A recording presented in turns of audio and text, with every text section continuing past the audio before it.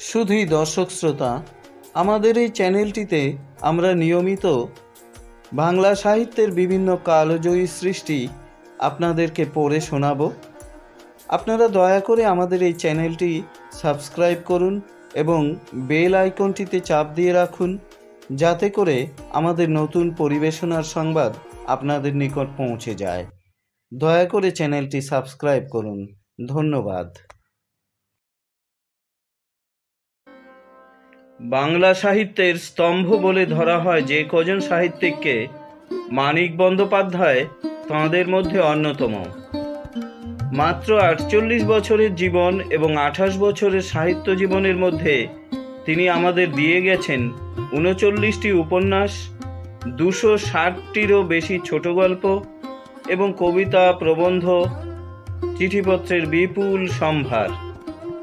তাঁর অনুপম লেখনী গুণে সমস্তই হয়ে উঠেছে বাংলা সাহিত্যের অমূল্য সম্পদ। প্রায় সব রচনাই অতুলনীয় এবং কালোত্তীর্ণ। তেমনই একটি অনুপম সৃষ্টি নিয়ে হাজির হয়েছি আপনাদের সামনে। হ্যাঁ, মানিক বন্দ্যোপাধ্যায়ের কালজয়ী উপন্যাস পদ্মা নদীর মাঝি আপনাদের আমি ধারাবাহিকভাবে পড়ে শোনাব।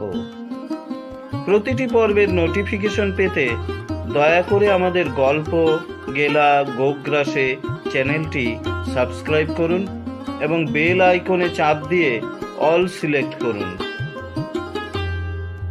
শুধুই দর্শক শ্রোতা, ইতিমধ্যেই যারা আমাদের চ্যানেলটি সাবস্ক্রাইব করেছেন তাদের প্রতি কৃতজ্ঞতা এবং ধন্যবাদ জ্ঞাপন করছি। তাদের প্রতি আমাদের দায়বদ্ধতা আরও বেড়ে গেল।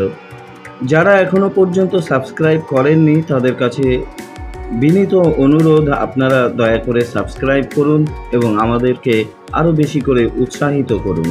শুধুই দর্শক শ্রোতা, মানিক বন্দ্যোপাধ্যায়ের পদ্মা নদীর মাঝি এই উপন্যাসটির আরেকটি নতুন পর্ব নিয়ে হাজির হয়েছি আপনাদের সামনে। আজ আপনাদের সামনে 7ম পর্ব পাঠ করে শোনাব। তাহলে দেরি না করে শুরু করছি পদ্মা নদীর মাঝি পর্ব 7। সেদিন রাতে গোপীর পায়ের যন্ত্রণা খুব বেড়ে গেল। তাকে নতুন ঘরে আনা হয়েছিল। সারা রাত সে ছটফট করে গুঙ্গিয়ে কাটিয়ে দিল। মালা জেগে রইল তার শিয়রে।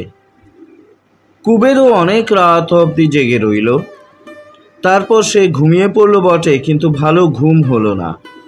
শেষ রাত্রে উঠে বসে সে ডাকল, গোপীর মা। জবাব দিল কপিলা। গোপীর মা ঘুমায়। কুবের উঠে এসে বলল, যা তুই ঘুমাগা কপিলা, আমি বইয়া থাকি। কপিলা চাপা গলায় বলল, আরে পুরুষ, রাইত বইরা ঘুমাইয়া বিয়ানে কয় যা তুই ঘুমাগা কপিলা, কাওয়ায় ডাক পারছে শুনছো মাঝি? তাই তো বটে, ফর্সা হয়ে এসেছে যে। ঝাঁপ খুলে কুবের বাইরে গেল। গণেশের বাড়ি গিয়ে ডাকাডাকি করে তুলল গণেশকে। যুগল কাল বোনের বাড়ি নেমন্তন্ন খেতে এসে রাত্রে এখানেই ঘুমিয়েছিল, সেও জেগে উঠল। কুবের বলল, গণেশ, মায়ারে তো হাসপাতালে নেওয়ান লাগে, বড় কাতর মাইয়া, রাত ভর চেঁচাইয়া মরছে। গণেশ বলল, হ ব কবির, তা মুখা, হাসপাতালে নেওয়ান তো সহজ কথা না। কিবা নিবি ভাবছস নি? নাও নিয়া যামু, আবার কিবা? সমস্যার সমাধানে গণেশ খুশি হয়ে বলল, তবে চিন্তা নাই, যুগলার নাও খান মিলবো আইস। নাও নিয়ে আইসে যুগলা, নাও খানি দিবি না যুগলা তোর? যুগল সাগ্রহে নৌকা দিতে সম্মত হলো। বলল সেও সঙ্গে যাবে। খুব বুঝি ফুলেছে গোপীর পাটা? কোথায় চোট লেগেছে? আগে কেন হাসপাতালে মেয়েকে নেয়নি কুবের? আগে নিয়ে যাওয়া উচিত ছিল। যাই হোক, আজ যদি হাসপাতালে নিতেই হয়, দেরি করে লাভ কি? বেলা হয়ে গেলে হাসপাতালে ডাক্তারকে পাওয়া যাবে না। একটা চওড়া কাঠের তক্তায় শুইয়ে ধরাধরি করে গোপীকে নদী তীরে নিয়ে যাওয়া হলো। কাঁথা বালিশ হাতে করে কপিলা গেল সঙ্গে। ইতিমধ্যে জেলেপাড়ায় খবর রটে গিয়েছিল, গ্রামের একটি মেয়েকে হাসপাতালে নেওয়া প্রতিমা বিসর্জনের চেয়ে কম গুরুতর ব্যাপার নয় জেলেপাড়াবাসীদের কাছে। এই ভোরে নদী তীরে একটি ছোটখাটো ভিড় জমে গিয়েছিল। প্রশ্নের জবাব দিতে দিতে কুবের একেবারে হয়রান। কপিলা আগে নৌকায় উঠে কাঁথাপত্র বিছিয়ে দিল, তারপর গোপীকে তুলে শোয়ানো হলো। যন্ত্রণায় ও ভয়ে গোপীর মুখখানা ফ্যাকাশে হয়ে গিয়েছে।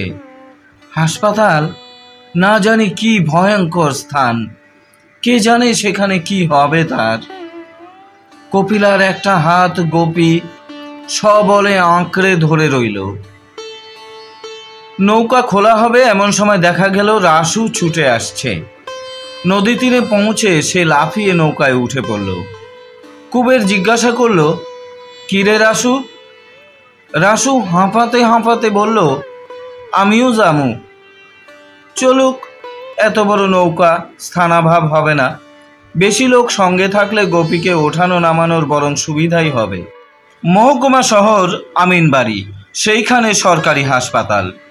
কেতুপুর থেকে আমিনবাড়ি বেশি দূর নয়, ঘন্টা তিনেক লাগলো পৌঁছতে। রাসুর সাধ ছিল গোপীকে ঘাট থেকে হাসপাতাল পর্যন্ত নিয়ে যেতে সেও কাঁধ দেবে, কিন্তু তার প্রয়োজন হলো না। সবাইকে নৌকায় বসে থাকতে বলে যুগল নেমে গেল। খানিক পরে কোথা থেকে খুঁজে পেতে নিয়ে এলো একটি পালকি। যুগল কি কম পাকা লোক? পালকি চেপে গোপী হাসপাতালে গেল। হাসপাতালে তখন রোগীর ভিড় জমেছে। একটা ছোট ছেলের ফোঁড়া অপারেশন করা হচ্ছিল। কি তার তীব্র চিৎকার! গোপী তো দেখে শুনে বিবর্ণ হয়ে গোঙাতে আরম্ভ করল।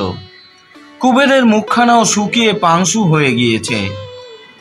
সবাই অল্প বিস্তর ভীত ও সন্ত্রস্ত, শুধু অবিচলিত আছে রাসু। ময়নাদ্বীপ থেকে পালিয়ে এসে নোয়াখালীর হাসপাতালে সে 15টা দিন কাটিয়ে গিয়েছিল। এ তার পরিচিত স্থান। সকলকে সে অভয় দিয়ে বলতে লাগলো, ভয় নেই, ভয় নেই, সব ঠিক হয়ে যাবে। সেই গিয়ে ডাক্তারকে গোপীর অবস্থা বলে নামধাম লিখিয়ে এলো। কি গর্ব রাসুর! দেখুক কুবের কেমন চটপটে পাকা লোক, সে দেখে রাখুক। বেলা প্রায় 11টার সময় অবসর করে ডাক্তারবাবু গোপীর পা পরীক্ষা করলেন। পরীক্ষা করে রাগের সীমা রইল না ডাক্তারের। রাসুই কিনা বুক ঠুকে কথা বলছিল, তাকেই গোপীর অভিভাবক ঠাউরে ধমক দিয়ে ডাক্তার আর কিছু রাখলেন না। এতকাল কি করছিল তারা? বসে বসে ঘাস কাটছিল। আগে আনতে পারেনি গোপীকে, পা যদি এবার কেটে বাদ দিতে হয়। অপারেশন টেবিলে শুয়ে গোপী কপিলার হাত শক্ত করে ধরেছিল। গুঙ্গিয়ে গুঙ্গিয়ে সে তো কাঁদতে থাকেই, কপিলাও মৃদু সুর তোলে কান্নার। তারপর ডাক্তারের ধমকে আচমকা স্তব্ধ হয়ে যায়। পরীক্ষা শেষ করে ডাক্তার বড় ভয়ানক কথা বললেন, এখানে রেখে যেতে হবে গোপীকে। তবে একথাও তিনি বললেন যে রাখা না রাখা গোপীর বাপের খুশি, জোর জবরদস্তি নেই। হাসপাতালের বারান্দায় পরামর্শ সভা বসল। ডাক্তারের ধমকে রাসু বড় দমে গিয়েছিল, সে আর কথা বলল না। হয়তো এতক্ষণে গোপীর অবস্থার গুরুত্ব বুঝে মনটাও তার খারাপ হয়ে গিয়ে থাকতে পারে। ঘরের মধ্যে গোপী কাঁদতে লাগলো, আগো মাসি, আমি থাকুম না, আমারে নিয়ে যাও। আর বাইরে কুবের, গণেশ আর যুগল গম্ভীর মুখে বলা বলি করতে লাগলো যে এবার কি করা কর্তব্য। পরামর্শ করা একান্ত মিছে। ডাক্তার যে কথা বলেছে তারপর গোপীকে না রাখলে চলবে না এখানে। তবু তারা অজ্ঞ ও ভীরু গ্রামবাসী কিনা, দীর্ঘ পরামর্শ ছাড়া কোনো সিদ্ধান্তই তারা করতে পারে না। গোপীকে মেয়ে ওয়ার্ডে ভর্তি করে দেওয়া হলো। তারপর আর তাদের গোপীর কাছে থাকবার উপায় রইল না। আবার সেই 4টার সময় এসে মেয়েটার সঙ্গে তারা দেখা করতে পারবে। গোপী কপিলাকে কিছুতে ছাড়বে না। কেঁদে কেঁদে সে বলতে লাগলো, আগো মাসি, নিয়ে যাও, থুইয়া যাও আমারে, কই থুইয়া যাও। হাঁটতে হাঁটতে তারা ফিরে গেল নদীর ঘাটে। পথে কিনে নিল কিছু চিরামুড়ি। এত বেলা অবধি কেউ তারা কিছু খায়নি। নীরবে সবাই জলযোগ শেষ করলো। এবার কি করবে তারা? এবার যুগলের থাকবার উপায় নেই। নৌকা তার ভাড়া হয়ে আছে। সকালবেলায় তার দেবীগঞ্জে যাওয়ার কথা ছিল। কুবের এখন গ্রামে ফিরবে তো। গ্রামের ঘাটে সকলকে নামিয়ে দিয়ে যুগল সোজা চলে যাবে দেবীগঞ্জে। কুবের বলল, তোমরা যাও, বৈকালে মাইয়াটারে একবার না দেখে আমি যাবো না। রাসু বলল, আমিও থাকি, আয়। কুবের বলল, না রাসু, যা গিয়ে তুই। কই থাকুম, কি বৃত্তান্ত তার ঠিক নাই, তুই থাইকা করবি কি? গণেশ থাকতে চাইল। কুবের তাকেও বুঝিয়ে নিবৃত্ত করল। কপিলা অবশ্যই ফিরে যাবে, তাই তার থাকা না থাকার কথাই উঠল না। কপিলাও কিছু বলল না। কিন্তু কপিলাই শেষ পর্যন্ত নৌকায় উঠল না। সেও বিকাল পর্যন্ত এখানে থাকবে। গোপীকে আর একবার না দেখে গ্রামে কি সে ফিরে যেতে পারে? আহা, মাসি মাসি বলে মেয়েটা হয়তো কেঁদে মরছে। কেউ তাকে টলাতে পারল না। কুবের কত বলল, নিজে সে কোথায় থাকবে ঠিক নেই। মেয়ে মানুষ সঙ্গে থাকলে কত হাঙ্গামা, কত অসুবিধা। তাছাড়া লোকে কি বলবে? কপিলা কোনো কথাই কানে তুলল না। নৌকা চলে গেল। কুবের মুখ ফিরিয়ে দেখল নদীর বাতাস কপিলাকে স্পষ্ট করেছে। শাড়িখানি মিশিয়ে দিয়েছে অঙ্গে। বেগুনি রঙের শাড়িখানি পরেই সে যে আজও পথে বের হয়েছে, এতক্ষণ কুবের তা তো লক্ষ্য করেনি। এতক্ষণে খেয়াল করে সে যেন কেমন অসন্তোষ বোধ করল। কপিলাকে নিয়ে এখন সে কি করবে? যাবে কোথায়? কি মতলব করেছে কপিলা? থাকবার ওর কি প্রয়োজন ছিল? কি দেখো মাঝি, কি ভাবো? কপিলা বলল। জিগানে কাম কি তোর? কুবের বলল, গোসা করো কেন? ওই দেখো জাহাজ আহে। সেইখানে নদী তীরে দাঁড়িয়ে তারা চেয়ে থাকে। চক্রাকারে পাক দিয়ে জাহাজ এসে ভিড়ে জেটিতে। কি ভিড় হয়েছে আজ জাহাজে। আজ পূজা শেষ। আজও দেশ দেশান্তরের মানুষ বাড়িতে ফিরছে। আর কি অদৃষ্ট কুবেরের! মেয়েকে আজ এই বিদেশে হাসপাতালে ফেলে রেখে মূঢ়ের মতো সে দাঁড়িয়ে আছে নদী তীরে। কোথায় যাবে, কি করবে ঠিক নেই। ভোঁ দিয়ে জাহাজ ছেড়ে যায়। নদীর আলোড়িত জল ঢেউ তুলে তীরে আছড়ে পড়ে। মেয়েটার জন্য এমনই ঢেউ উঠেছে কুবেরের বুকে। হঠাৎ কপিলা বলল, মাঝি, পয়সা করি আনছ? হ। কত? তা দিয়া কি কাম তোর? আমি কিছু আনছি, লাগলে নিও। কপিলা আঁচলে গেরো বাঁধা পয়সা দেখালো। কুবের হ্যাঁ না কিছুই বলল না। জেটি নির্জন হয়েছে দেখে খানিক পরে জেটিতে গিয়ে ছায়ায় তারা বসে রইল। কুবের তাকায় না কপিলার দিকে। একটার পর একটা বিড়ি ধরিয়ে টানতে থাকে। মিনিটে মিনিটে বিড়ি খাওয়ার মতোই সে যেন বড় লোক। কেমনে ফিরবা মাঝি? খানিক পরে কপিলা জিজ্ঞাসা করল। কেডা জানে, যেমন কাণ্ড তোর কপিলা, তোরে নিয়া কি যে করুম। আমার লাগিয়া ভাইব না মাঝি। এতক্ষণে কি মনে করে কুবের হাসল। বড় পোলাপান তুই কপিলা, স্বামী শুই না কি কইব তোর ভাবছস নি? কোক তা বই কি, কলঙ্ক কিনবার সাধ যে কপিলার 16 আনা দেখা যায়। কুবের গম্ভীরভাবে মাথা নাড়ে। এ তো ভালো কথা নয়। এক বাড়িতে যারা বাস করে শুধু দুর্নাম কিনবার জন্য, এখানে তাদের পড়ে থাকবার কোনো মানে হয় না। শুধু গোপীর জন্যই কি কপিলা রয়ে গেল? গোপীকে সে এত ভালোবাসে? কে জানে। কপিলার মন বুঝবার ক্ষমতা ভগবান কুবেরকে দেননি। বেলা পড়ে এলে দুজনে হাসপাতালে গেল। কুবেরের এবার প্রথম মনে হলো থেকে বুঝি ভালোই করেছে কপিলা। এমন করে নতুবা গোপীকে সে নিজে তো সান্ত্বনা দিতে পারত না কপিলার মতো। তাছাড়া যে কাণ্ড আজ ডাক্তার করলেন গোপীকে নিয়ে, কপিলা না থাকলে বুক বেঁধে সে সময় কে থাকতো গোপীর কাছে? গোপীর হাঁটুর হাড়ই শুধু ভাঙেনি, মস্ত একটা বাঁশের গোঁজ ঢুকে গিয়েছিল মাংসের মধ্যে। পা ফুলে সেটাকে আড়াল করে ফেলেছে। ডাক্তার এবেলা সেটা টেনে বের করলেন। তারপর ভাঙা হাড়টা যতদূর সম্ভব সস্থানে বসিয়ে কোমরের কাছ থেকে পা পর্যন্ত কাঠের তক্তা বসিয়ে বেঁধে দিলেন ব্যান্ডেজ। কুবের এসব দেখল না। বাইরে বসে সে শুধু গোপীর আর্তনাদ শুনল। দুজনে যখন হাসপাতাল থেকে পথে নেমে এলো, সন্ধ্যা হতে বেশি বাকি নেই। দূরে বিসর্জনের বাজনা বাজছিল। গ্রামেই এখন তাদের ফিরতে হবে। এখানে রাত কাটাবে কোথায়? কাল আবার কুবের এসে গোপীকে দেখে যাবে। নদীর ঘাটে গিয়ে কুবের নৌকায় নৌকায় চেনা মাঝি খুঁজে বেড়ালো। চেনা মাঝি দু চারজন মিলল বটে, কিন্তু আজ বিজয়ার সন্ধ্যায় নৌকা তো কেউ খুলবে না। দেবীগঞ্জের দিকে যাদের যাওয়ার দরকার ছিল, দিনে দিনে তারা চলে গিয়েছে। তবে গহনার নৌকা ছাড়বে একটা।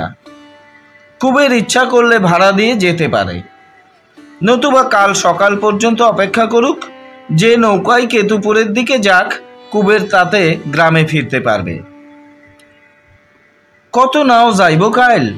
পয়সা দিয়া কেন যাইবা কুবের ভাই? বলে পরিচিত মাঝি কুবেরকে নৌকায় রাত্রি যাপন করতে অনুরোধ করে। শুধু পরিচিত মাঝি কেন, পদ্মা নদীর মাঝি সে। পদ্মা নদীর যে কোনো মাঝির নৌকায় রাত্রি যাপনের অধিকার তার জন্মগত। কিন্তু এখানে রাত কাটানোই যে মুশকিল।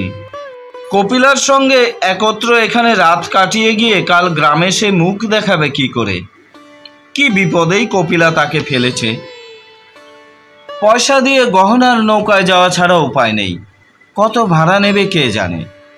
জিজ্ঞাসা করতে গহনার নৌকার মাঝি বলে, সোনাখালি হয়ে তীরে তীরে দেবীগঞ্জ পৌঁছে পদ্মা পার হয়ে কুবেরকে কেতুপুর তারা নামিয়ে দিতে পারবে না। হাসাইলের খাল পর্যন্ত তারা এ তীর ঘেঁষে চলবে। কুবের সেখানে নামতে পারে। ভাড়া মাথা পিছু 3 আনা। হাসাইলের খাল থেকে কেতুপুর 2 ক্রোশের কম নয়। এই রাত্রে অতখানি পথ কপিলা হাঁটতে পারবে কিনা সন্দেহ। কুবের জিজ্ঞাসা করে, কি করি কপিলা? কপিলা বলে, না গেলাম আইজ, কাল বিয়াইনে গোপীরে দেখা মেলা করুম। থাকুম কই? নাই। তাই কি হয়? ডাকাত না গুন্ডা নৌকার মাঝি কে জানে।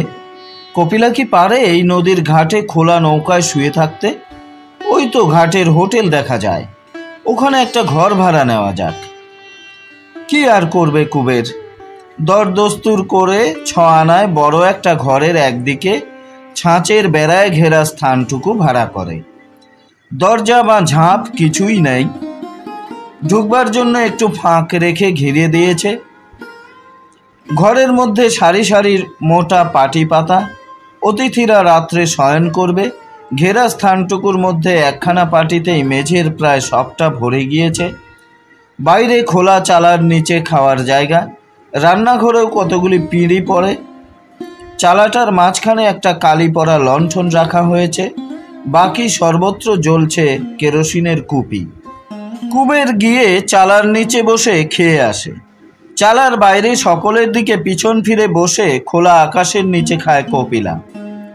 তারপরে 1 পয়সার পান কিনে আনে কুবের। ঘেরা স্থানটুকুর মধ্যে বসে দুজনে নীরবে পান চিবায়। সারাদিন কত হাঙ্গামা, কত হাঁটাহাঁটি গিয়েছে। দুপুরে স্নান হয়নি, পেটে ভাত পড়েনি। ক্রমে ক্রমে দুজনেরই ঢুল আসতে থাকে। আর একটু রাত হলে কুবের উঁকি দিয়ে দেখে কাপড় মুড়ি দিয়ে কেউ কেউ পাটিতে শুয়ে পড়েছে। কোনো পাটিতে বসে কেউ টানছে তামাক। কুবের উঠে দাঁড়ায়, বলে, শো কপিলা, তুমি কই যাও? ওই পাটিতে শুই গিয়া আমি যামু কই? ক্ষীণ ভীরু কণ্ঠে কপিলা বলে, না যাইও না মাঝি। কুবের কি রেগে যায়? কড়া সুরে জিজ্ঞাসা করে, কি করুম তবে? ডরামু মাঝি। কি আর করবে কুবের? আবার সে পাটিতে বসে। কপিলা তার চাদরখানা পুঁটুলি করে তাকে বালিশ করে দেয়। তার নিজের মাথায় দেওয়ার জন্য ছোট একটা পিঁড়ি আছে। কুবের শুয়ে পড়লে এতক্ষণে কপিলা চুল খুলে দেয়। আঙ্গুল দিয়ে চুল আঁচড়াতে আঁচড়াতে বলে, গোপীর লাইগা প্যারেন্ডা পোড়ায় মাঝি, সে বুঝি ডরাইয়া কাইন্দা মরে। বুঝতে পারা যায় কপিলা কাঁদছে। কেটা জানে কবে মাইয়া সাইরা উঠা বাড়ির যাইব। মায়েরে ফেলা কেমনে ফিরুম মাঝি কাইল। কুবের কাঠ হয়ে পড়ে থাকে। এখানে কাঁদছে কপিলা, ওখানে মালাও হয়তো কাঁদছে। এখন পথের দিকে চেয়ে কত কি হয়তো ভাবছে মালা। আর গোপী কি করছে তা যেন ভাবাও যায় না। পরদিন ভোরে আগে ঘুম ভাঙল কপিলার। হাই তুলে সে উঠে বসলো, ঠেলা দিয়ে কুবেরকে তুলে দিল। বেড়ার বাইরে পাটিতে এখনো রাত্রির অতিথিরা নাক ডাকাচ্ছে। শুধু বাইরের দুয়ারের কাছে কেরোসিন কাঠের বাক্সে বসে তামাক টানছে হোটেলের মালিক। রান্নাঘরে দাসী উনানের ছাই তুলছে। কপিলাকে দেখে ঘুমন্ত কুকুরটা উঠে দাঁড়িয়ে লেজ নাড়তে লাগলো। মৃদু মধুর শীত পড়েছে। কুবেরের চাদরখানা পরে কপিলা প্রথমে নদীতে ডুব দিয়ে এলো, তারপর স্নান করতে গেল কুবের। কুবের ফিরে আসা পর্যন্ত কপিলা ঘেরা স্থানটুকুর মধ্যে লুকিয়ে রইল। পুরুষের দৃষ্টিপাতে আজ বড় লজ্জা করছে কপিলার। দিনের আলোয় আজ তার মনে হচ্ছে জগৎশুদ্ধ সকলেই বুঝি জানে যার পাশে শুয়ে সে রাত কাটিয়েছে সে তার স্বামী নয়। মুড়ি আর বাতাসা কিনে কুবের ফিরে এলো। দুমুঠা খেয়ে কপিলা বলল আর সে খাবে না। না খাক, কুবেরের পেটে জায়গা আছে ঢের। ধীরে ধীরে মুড়ি আর বাতাসা শেষ করে সে বলল, লজাই হাসপাতাল।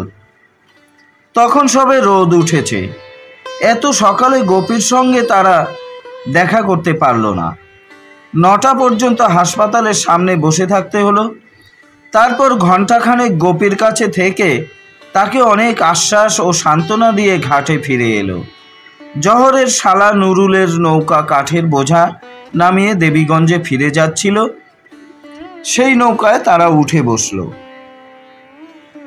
গ্রামের ঘাটে নেমে কুবের বলল, বাড়ির যা কপিলা, আমি গণেশের লগে দেখা কইরা যাই। বাড়িতে যদি ঝড়ঝাপটা ক্রন্দন ঘনিয়ে থাকে প্রথম ধাক্কাটা কপিলার ওপর দিয়েই যাক। কপিলা কিন্তু একা বাড়ি যেতে রাজি হলো না। রুখে বলল, আরে পুরুষ। তখন আর কথাটি না বলে কুবের হনহন করে বাড়ির দিকে চলতে আরম্ভ করল। কপিলা পিছিয়ে পড়ল।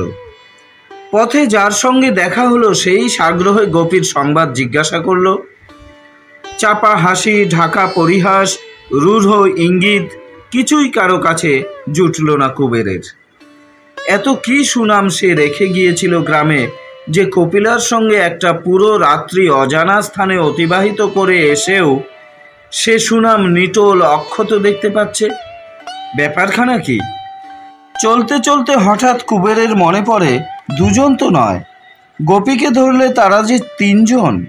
গ্রামের লোক তাকে আর কপিলাকে হোটেলের চাঁচের বেড়ার নির্জনতায় পৃথকভাবে কল্পনা করেনি।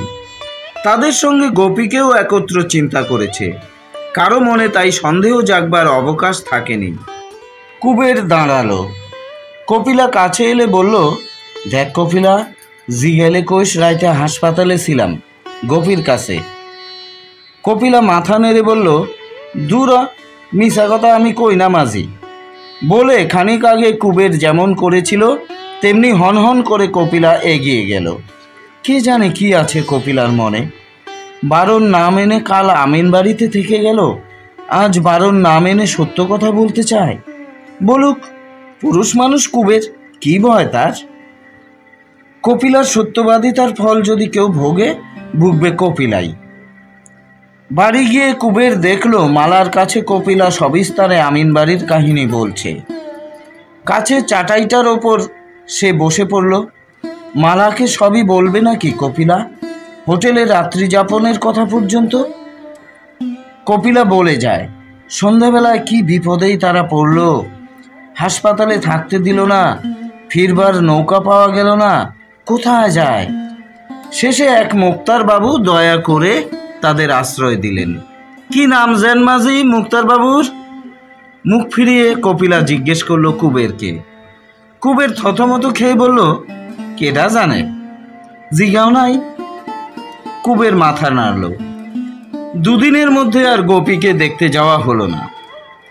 জীবিকা অর্জন করতেই কুবের ব্যস্ত হয়ে রইল। পরের দিন সকালে মালা ভয়ানক গোলমাল আরম্ভ করে দিল।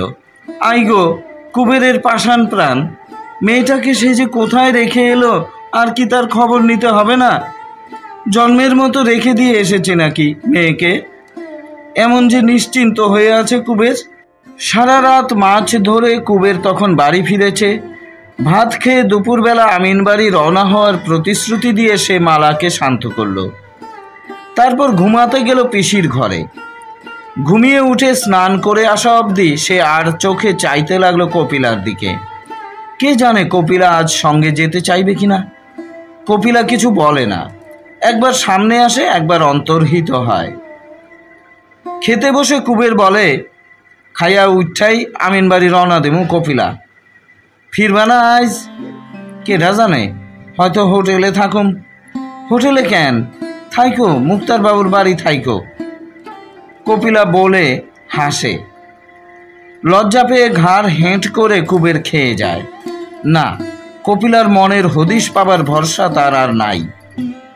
কখন কি বলবে, কখন কি করবে, কিছুই অনুমান করতে পারা যায় না।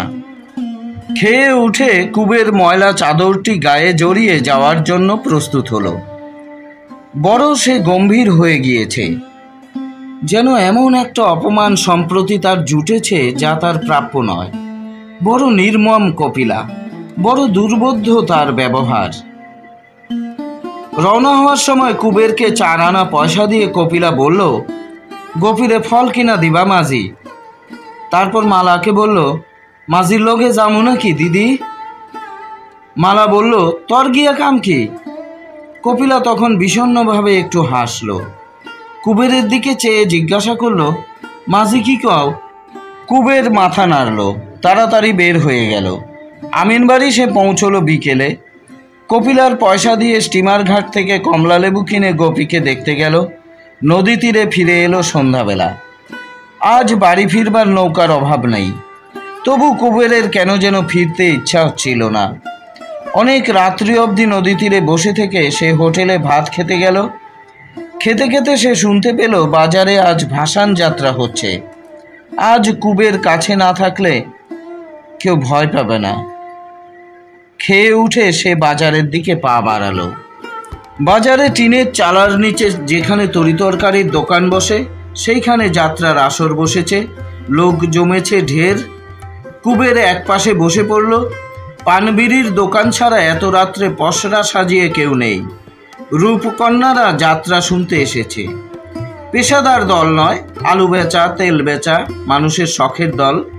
অনেকে হয়তো পড়তেও জানে না, একে ওকে দিয়ে পড়িয়ে শুনিয়ে শুনিয়ে পাঠ মুখস্থ করেছে। শক্ত শক্ত অনেক শব্দই উচ্চারণ হয় না, তাই হাস্যকর রকমে ভেঙে জিহ্বার উপযোগী করে নিয়েছে। বক্তৃতাগুলি কথ্য ও শুদ্ধ ভাষার এক অপরূপ খিঁচুড়ি। পোশাক পরিচ্ছদের যেমন অভাব, অভিনেতা নির্বাচনের কাণ্ডজ্ঞানেরও তেমনি অভাব।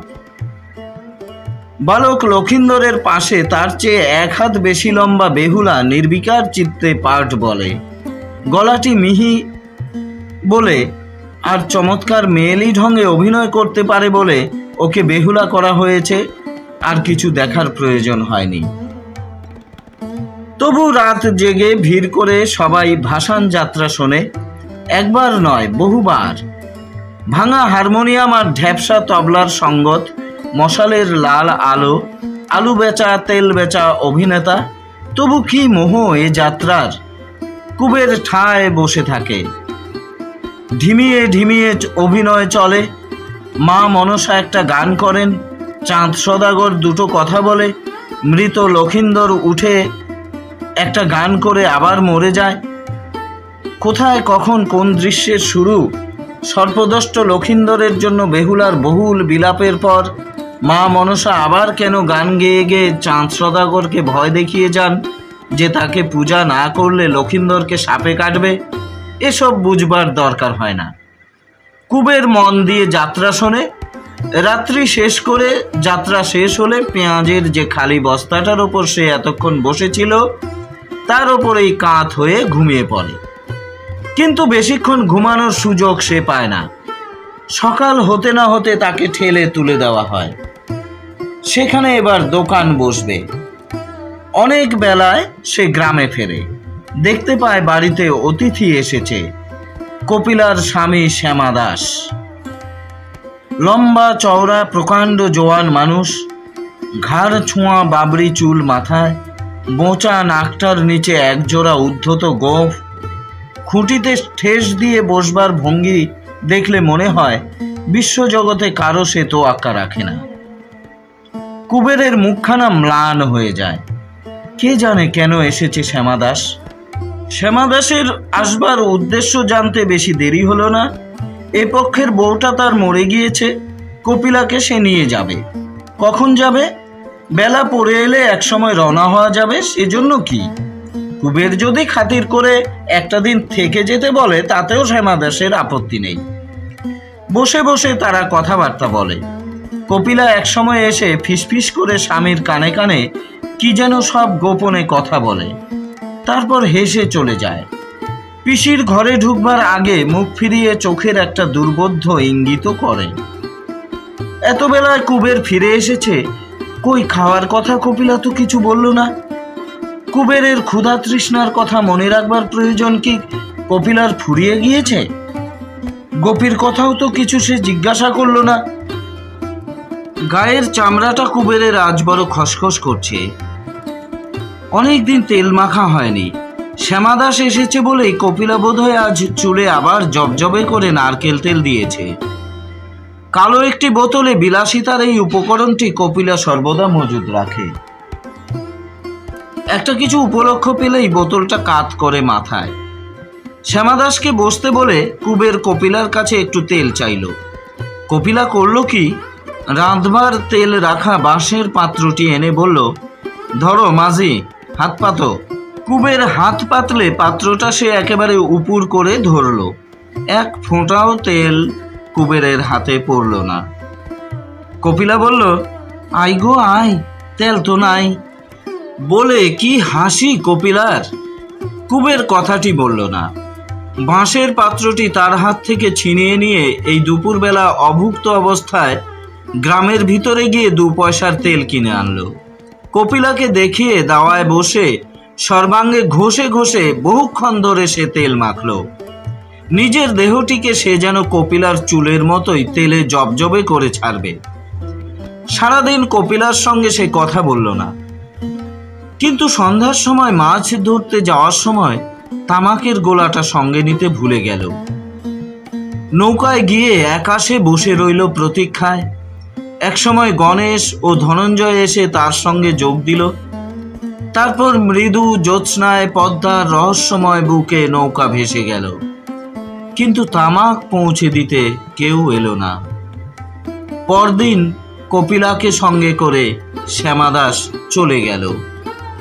প্রিয় দর্শক শ্রোতা, মানিক বন্দ্যোপাধ্যায়ের পদ্মা নদীর মাঝি উপন্যাসের এই পর্বটি এখানেই সমাপ্ত করছি। আবার আগামী পর্ব নিয়ে অচিরেই আপনাদের সামনে হাজির হব। ততক্ষণ পর্যন্ত আপনারা সবাই সুস্থ থাকুন, ভালো থাকুন। চলতে থাকুক গল্প গেলা গো গ্রাসে। শুধুই দর্শক শ্রোতা, বিদায় নেবার আগে আপনাদের কাছে একটি আবদার, দয়া করে আমাদের চ্যানেলটি সাবস্ক্রাইব করুন। ধন্যবাদ।